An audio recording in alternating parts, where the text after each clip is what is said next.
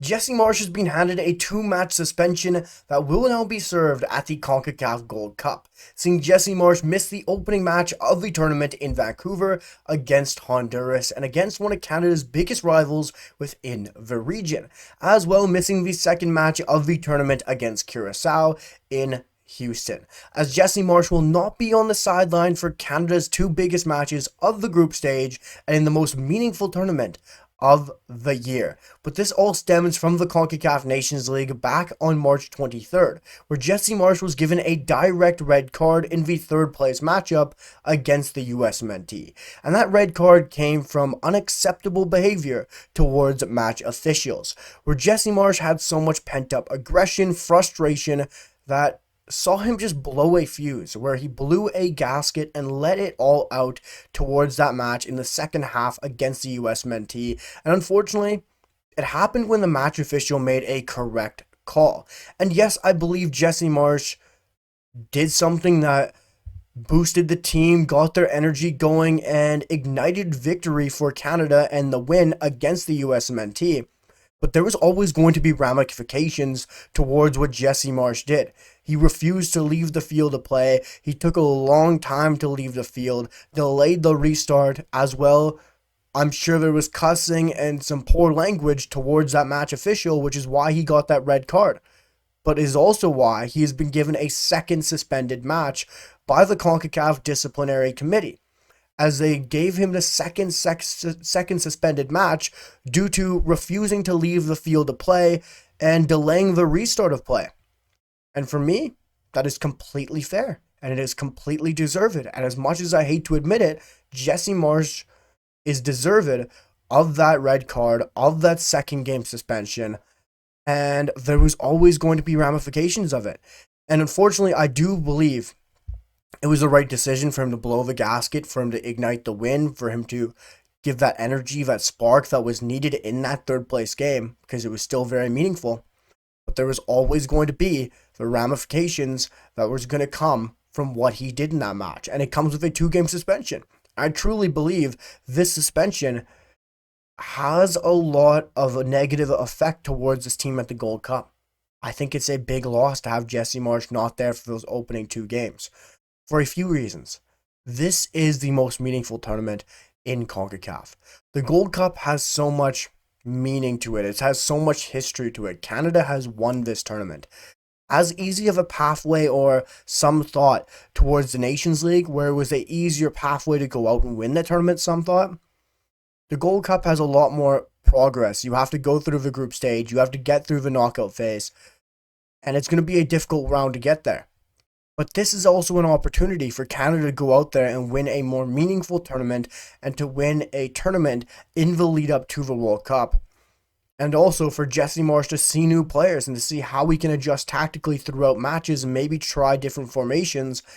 And in a game against Honduras, which is going to be high intensity, where you're playing a rival, and in a game against Curacao, where you're playing two of the better sides within your group, nothing amazing, it was a great opportunity to test out tactical flexibility, changing things on the fly, new players, new faces, new positions. He could have seen Promise David get the start, be on the touchline, see what he's about, and to see how he can adjust tactically to his system. He could have started Nico Seeger in the midfield instead of right back and see what Nico Seeger has alongside a Jonathan Osorio, Chouanier, Saliba, see what those players have. But now, Jesse Marsch doesn't have that opportunity, because he won't be on the touchline against the two biggest opponents in our group. And maybe I'm going too far with that, but I truly believe that's a big loss. And I'm not saying this changes how I feel about how we'll do in the tournament. I still believe we'll win it. I still believe we'll win our group. But this is going to be a different side for those first 2 games. Instead of being under Jesse Marsch, it's under Mauro Biello. And yes, Mauro Biello's been under Jesse Marsch now and learned his system, learned his tactics, learned his flexibility, especially throughout a match. But it's a different voice, it's a different manager along those touchlines, and it will make a difference. It might even make a difference along the lineups. Instead of Taniel Lawase and Promise David, we might see Kyle Laird and Taniel Lawase. Instead of Nathan Saliba, Chouanier, and Seeger in the midfield, in the pivot, we could see Jonathan Osorio, Eustachio, and Ismail Kone. We don't know what we might see.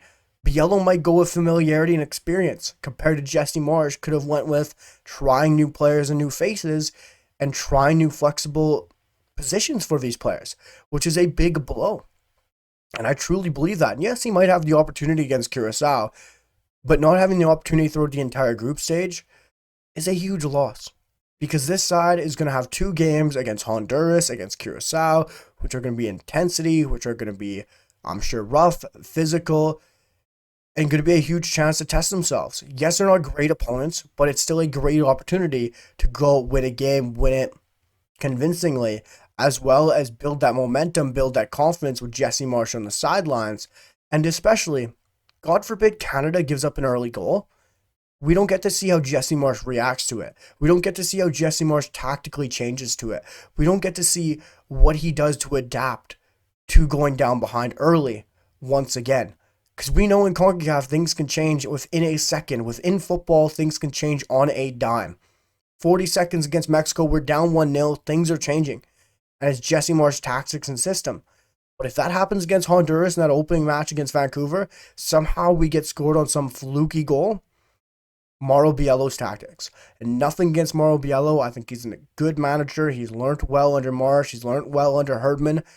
But it's a different style, it's a different tactics, it's different reactionary, and it's a different adapting and tactical flexibility compared to what we'd get under Jesse Marsch.